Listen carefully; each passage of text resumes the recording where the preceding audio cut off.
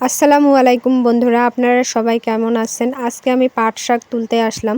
পাট শাক দিয়ে একটা ইউনিক রেসিপি আজকে আপনাদের দেখাবো। পাট শাক তো সচরাচর সবাই চিনে, কিন্তু পাট শাকের শুটকানি বানানোর রেসিপিটা আজকে আপনাদের দেখাবো। এই রংপুরের মধ্যে এই পাট শাক দিয়ে একটা ঐতিহ্যবাহী খাবার আছে, সেইটার নাম হচ্ছে শুটকানি। পাট শাকের শুটকানিটা খেতে ভীষণ তিতো হয়, আর এই খাবারটা আমাদের কুড়িগ্রাম অঞ্চলের মানুষরা বেশি খায়। ওরা যখন পানিবন্দী হয়ে পড়ে, ঘন বৃষ্টি হয়, তখন তারা এই শুকনো খাবারটা খায়। আর হচ্ছে পাট শাকের শুটকানিটা হচ্ছে ছোটো মাছ দিয়ে ভাজি করে খেলে ভীষণ মজা লাগে।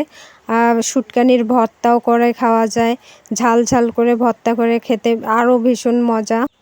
এইখানে দুইটি পাট ক্ষেত আছে, একটি হচ্ছে ছোট, আর এইটা পাট ক্ষেতটা অনেক বড়, তাই আমরা এইখানেই পাতা তুলতেছিলাম।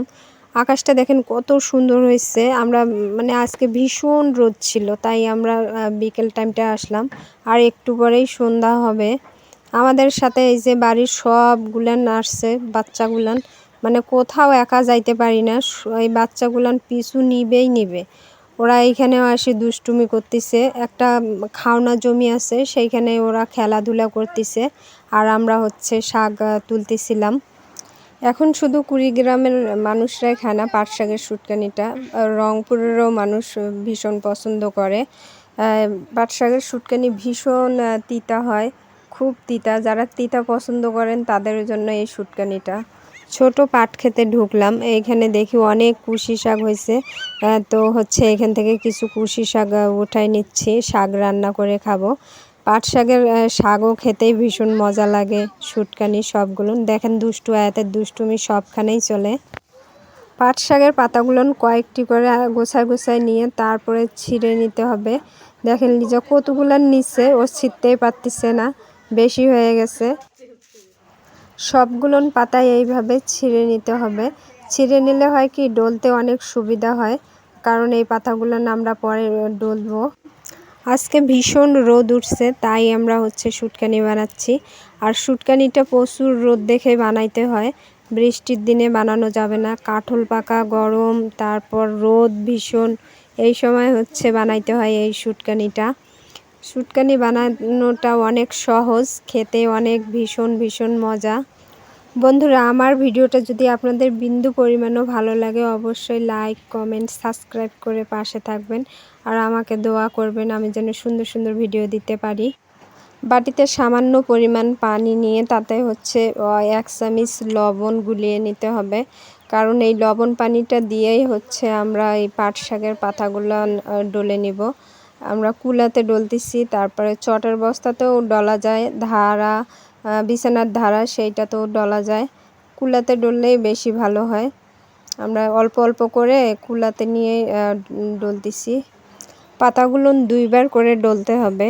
একবার ডলে হালকা রোদে শুকায় নেব, অল্প একটু 3-4 মিনিটের মতো শুকায়, তারপর আবার হচ্ছে ডলবো। তাহলে 2 বার ডলা দিলে হয় কি, চিকনা হয়, আর দেখতেও সুন্দর লাগে। প্রথমবারে পাতাগুলো বেশি ডলা যাবে না, বেশি ডলা দিলে পাতাগুলো ভেঙে যাবে।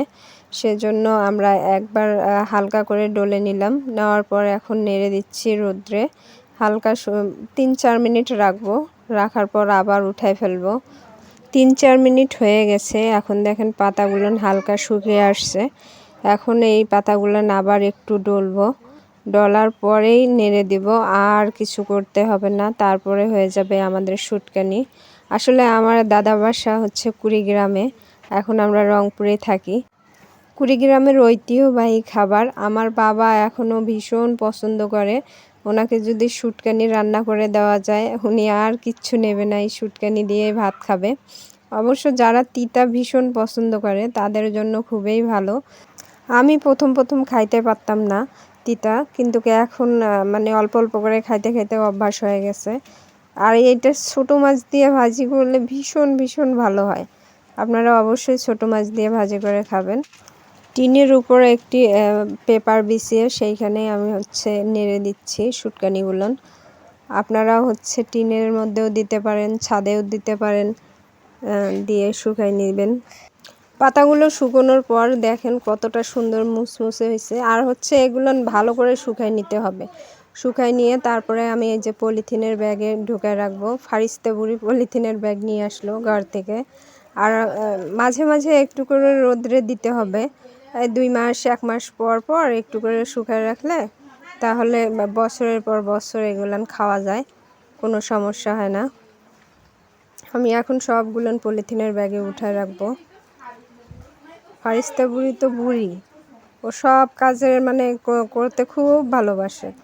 বন্ধুরা, আপনাদের দেখানোর জন্যই হচ্ছে এতটুকু বানাইলাম শুটকানি। আমাদের এতটুকু হয় না, অনেকগুলান লাগে। আমি আবার হচ্ছে এই শুটকানি বানাবো। আমাদের বাসায় সবাই শুটকানি ভীষণ পছন্দ করে, তো তাই আমাদের এতটুকু শুটকানি হবে না, আরও বানাইতে হবে। আর হচ্ছে বন্ধুরা, কেমন লাগলো ভিডিওটা অবশ্যই কমেন্টে জানাবেন। আপনাদের লাইক কমেন্ট পেলে ভীষণ খুশি হই, ভীষণ ভালো লাগে। আর আমার জন্য দোয়া করবেন। সবাই ভালো থাকবেন। আল্লাহ হাফেজ।